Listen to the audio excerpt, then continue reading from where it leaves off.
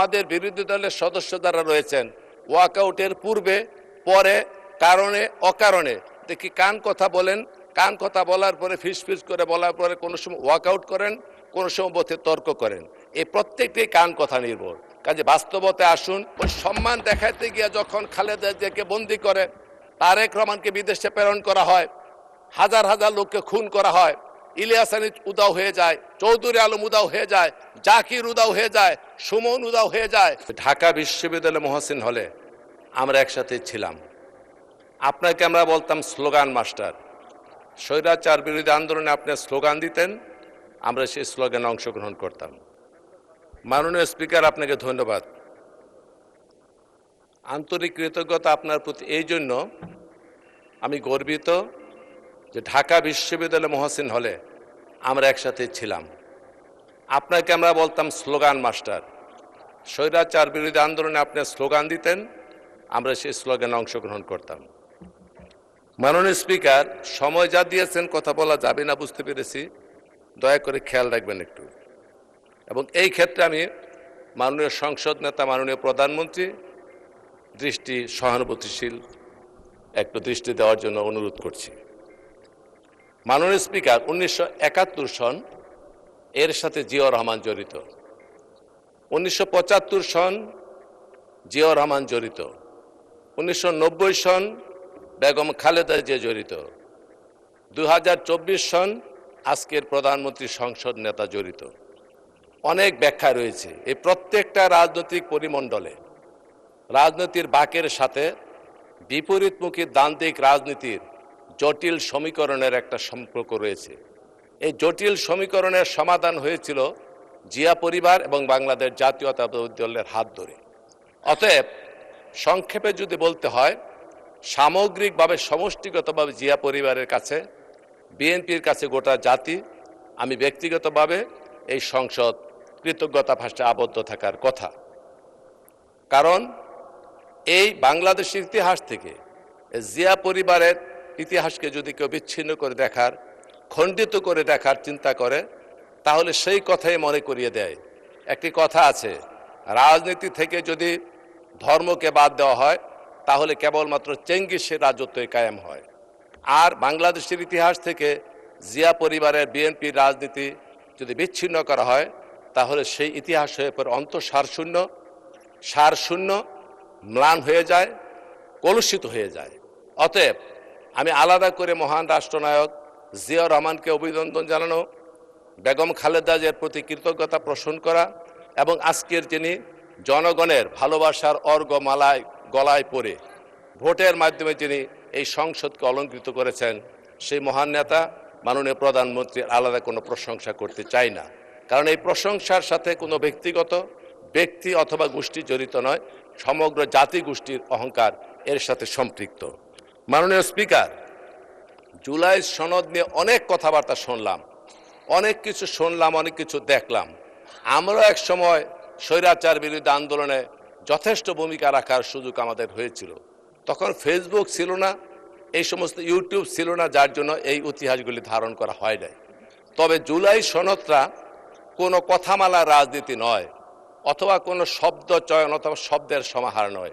এটি বাস্তব ধর্মিত একটি ব্যবস্থা, যেটি নিয়ে সেমিকলন, দাড়ি, কমা নিয়ে আমার বিরোধী দলের অনেক সংসদ সদস্য অনেক ধরনের কথাবার্তা বলেছেন। আর আমাদের এখান থেকে বলা হয়েছে জুলাই সনদের মধ্যে মানুষের স্বার্থ জড়িত, আকাঙ্ক্ষা জড়িত, রক্তের আখরে লেখা দাবি জড়িত। অতএব সেই দাবি পূরণ করতে হলে একটা পদ্ধতিগতভাবে এটির সমাধান করার দরকার। যেই কথাটি মাননীয় স্বরাষ্ট্রমন্ত্রী বলেছেন, আইনমন্ত্রী বলেছেন, অনেক সংসদ সদস্য বলেছেন, এটি এই জুলাই সনদকে বাস্তবায়নের জন্য পদ্ধতি নিয়ে আলোচনা করা দরকার। এই প্রসঙ্গে আরেকটি কথা আমি সংক্ষেপে বলতে চাই, যেহেতু সময় কম। পণ্ডিত জওহরলাল নেহেরু একটি কথা বলেছিলেন যে পাশ্চাত্য শাসন ব্যবস্থার সাথে আমাদের ভারতীয় শাসন ব্যবস্থার পার্থক্য হচ্ছে এই, ওদের শাসন ব্যবস্থা পদ্ধতি নির্ভর আর আমাদের শাসন ব্যবস্থা কান কথা নির্ভর।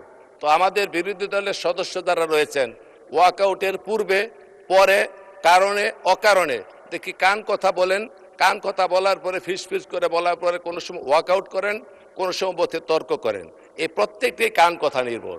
কাজে বাস্তবতে আসুন, সমস্যার সমাধানের দিকে যাই, যাতে মানুষের আকাঙ্ক্ষার পরিপন্থী আমরা কোনো কাজ না করি, সেই জন্য লক্ষ্য রাখবো। মাননীয় স্পিকার, মাননীয় প্রধানমন্ত্রী সেই জুলাই সনদ মানুষের কল্যাণের জন্য, দেশ গঠনের জন্য কতগুলি স্টেপ নিচ্ছেন, কতগুলি কদম নিচ্ছেন, কতগুলি পদক্ষেপ গ্রহণ করেছেন। এই পদক্ষেপগুলি কি আপনারা জানেন? সেইগুলি কি?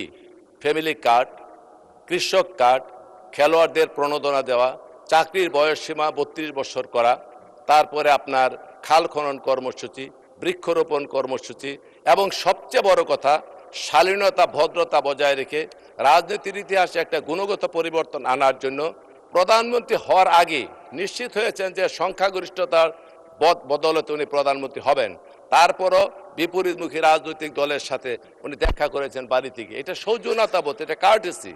এবং আর একটি কথা ক্ষুদ্র মনে হতে পারে, যেমন একজন মাথার টুপি পরে গেল সিকিউরিটির, উনি তুলে দিলেন, এটা খুব ক্ষুদ্র মনে হতে পারে। ট্রাফিক সিগন্যালে দাঁড়িয়ে গেছেন, এটা অনেক আপাত দৃষ্টিতে ক্ষুদ্র মনে হতে পারে, কিন্তু এই কোনোটা ঘটনায় ক্ষুদ্র নয়।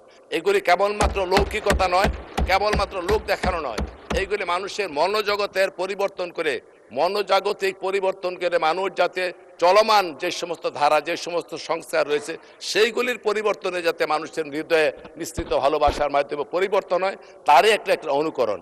আমি এই প্রসঙ্গে আরেকটি কথা বলতে চাই মাননীয় স্পিকার, সেটি হচ্ছে মাও সেতুংয়ের কথা আপনারা শুনেছেন। 1934 সনে মাও সেতুং একটা লং মার্চ করেছিলেন সে চীনে, এবং সেটা 1 বছর লেগেছিল শেষ করতে। 10,000 মাইলের মতো তারা লং মার্চ করেছিল 1 বছরের পর্যায়ক্রমে। এই মাও সেতুং লং মার্চ শুরু করার পূর্বে একটি বক্তব্য দিয়েছিলেন। সেই বক্তব্যের মধ্যে একটা লাইন লিখেছিলেন, উনি বলেছিলেন 1000 মাইলের লং মার্চ তো শুরু হয় কেবলমাত্র একটি কদম ফেলে, অর্থাৎ একটা স্টেপ, একটা পদক্ষেপ গ্রহণ করে কিন্তু 1000 মাইলের লং মার্চ শুরু হয়। ঠিক প্রত্যেকটি বড় কাজের প্রত্যেকটা পদক্ষেপ আছে, এই পদক্ষেপগুলি প্রধানমন্ত্রী বারবার নিয়ে যাচ্ছেন, যেটিকে অবলম্বন করে আমরা বহুদূর পর্যন্ত যেতে পারবো। অতএব এইটাকে ছোট করে দেখার, তাচ্ছিল্য করে দেখার কোনো কারণ নেই।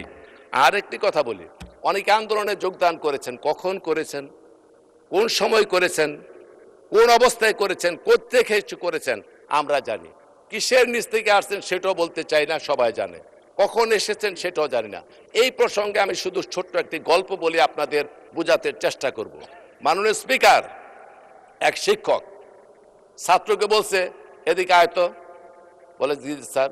বলে ওই বাড়ি থেকে একটা দাও নিয়ে আন। বলে কেন? বলে আমি ডাব খাবো। দাওটা নিয়ে আয়, দাওটা কেটে ডাব খাবো। তখন বলে স্যার, এখন যদি ডাব কাটার জন্য ওই বাড়ি থেকে দাও নিয়ে আপনার দিকে আসি, মানুষ মনে করবে শিক্ষকের দিকে দাবিত হচ্ছে, দাও নিয়ে বেয়াদব করবে, সে বুঝতে পারবে না এই দাও আমি কেমনে আনি। তখন বলতেছে ঠিক আছে তুই আমি আনি। দাওটা শিক্ষক গিয়ে নিয়ে আসলো। আসার পরে বলে এখন গাছের উপর উঠে নারিকেল পেরে আমার ডাবটা খাওয়া। বলে স্যার, এত বেয়াদব আমি শিখেছি, আপনি গাছের নিচে দাঁড়ায় থাকবেন আর মাথার উপরে আমি দাও নিয়ে উঠবো, মানুষ করবো শিক্ষক দাঁড়ায় নিচে, ছাত্র উঠছে উপরে মাথার উপরে, এটা স্যার সম্ভব না, এটাও ঠিক না। বলে ঠিক আছে, এটাও মানলাম। এখন শিক্ষক দাও আনছে, গাছের উপরে ডাবও কাটছে পাচ্ছে। এইবার বলে কি ডাবরা কাইটা খা। এখন বলতেছে স্যার কয়বার বেয়াদবি করে, দুইবার দুইটা কথা রক্ষা করে নেয়, এইবার ডাবডা নেনে ছাত্র কাইটা ডাবডা খেয়ে ফেলছে। এখন ওই সম্মান দেখাতে গিয়ে যখন খালেদা জিয়াকে বন্দি করে, তারেক রহমানকে বিদেশে প্রেরণ করা হয়, হাজার হাজার লোককে খুন করা হয়, ইলিয়াস আলী উদাও হয়ে যায়, চৌধুরী আলম উদাও হয়ে যায়, জাকির উদাও হয়ে যায়, সুমন উদাও হয়ে যায়, এই সমস্ত আন্দোলন সংগ্রামের সময় যখন হত্যাকাণ্ড সংঘটিত হয়, সেই বাইদের কিন্তু তেমন একটা অঙ্গন আমরা দেখা পাই নাই। কাজে হাজারো রক্তের বিনিময়ে ধারাবাহিক আন্দোলনের 16-17 বছর যা চললো, তার একেবারে শেষ হয়েছে ওই ডাব কাটার মতো সুযোগ বুঝে আপনারা এইখানে অংশগ্রহণ করেছেন। এইখানে অংশগ্রহণ করে এই আন্দোলনকে কুক্ষিগত করার জন্য প্রতিদিনই সংসদে মাননীয় স্পিকার করে একটা কথা বলে, সনদ নিয়ে কথা বলেন। সনদও বুঝি, ব্যাখ্যাও বুঝি, সংস্কারও বুঝি, সংশোধনও বুঝি, কিছু বুঝার কিন্তু বাকি নাই। অতএব মানুষকে বুঝতে দেন, সঠিক পথে আসেন, ধারাবাহিকভাবে কর্মসূচি পালন করার চেষ্টা করি।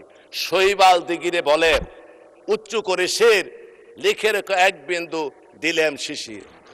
আরে শিশিরের পাতা থেকে এক ফুটা ফালায়া দিগিরে বলে মনে রাখিস বেটা, অথচ পুরা শৈবালের অস্তিত্ব নির্ভর করতেছে গোটা পানির উপরে। অথচ তারা ওই শিশির বিন্দুর মতো সর্বশেষ যোগদান করে এখন বিভিন্ন চিৎকার করছেন। এগুলি করার দরকার নেই। ভালোভাবে আছেন, সুন্দর করে আছেন মাননীয় স্পিকার। উভয়ে মিলে এসে দেশকে গড়ে তুলতে চাই, সেই সহযোগিতা আপনাদের কাছে কামনা করি। হঠাৎ করে ওয়ার্কআউট, হঠাৎ করে এদিক এদিক তাকানো, কান কথা, এগুলি বাদ দিয়ে মানুষের কল্যাণে আমরা সকলে কাজ করতে চাই মাননীয় স্পিকার।